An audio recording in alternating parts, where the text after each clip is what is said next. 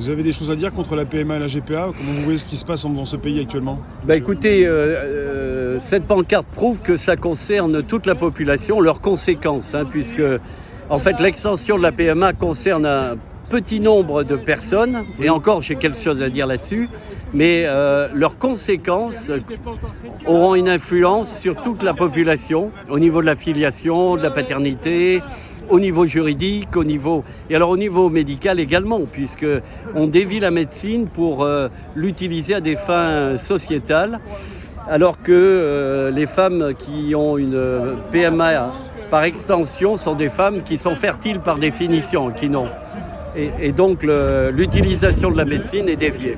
Par ailleurs, les chiffres de PMA attendus par le gouvernement de 2 à 3 000 sont faux, ce qui fait que le budget prévu s'il y a un remboursement sera énorme, alors que nous avons besoin d'argent.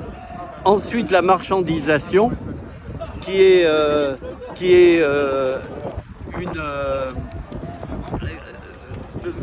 une violation au niveau humain, puisqu'on va maintenant vendre du sperme, de l'utérus, etc.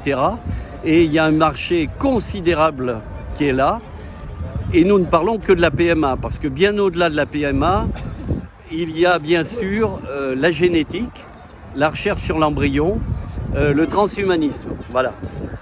Donc si vous voulez, c'est un problème qui concerne toute la population, c'est ce que nous voulons dire, quand 70% de la population supporte les gilets jaunes, bien sûr, ou les supporte à au moins 60%. Les gilets jaunes, paisible, on s'entend. Votre prénom, monsieur? André. André, merci. Voilà. Gilet jaune avec marchand enfant. Voilà.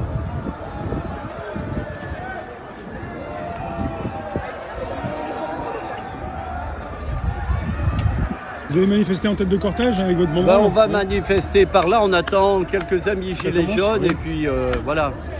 Et on va mettre notre pancarte tout le long, voilà. Ouais. Donc ça concerne également les gilets jaunes, ce combat, Voilà, ce que je veux dire, c'est que les gilets jaunes, si vous voulez, on a présenté que le combat économique, vous voulez de l'argent, en fait, ils ne voulaient pas de l'argent, ils voulaient d'abord de la dignité, de la reconnaissance.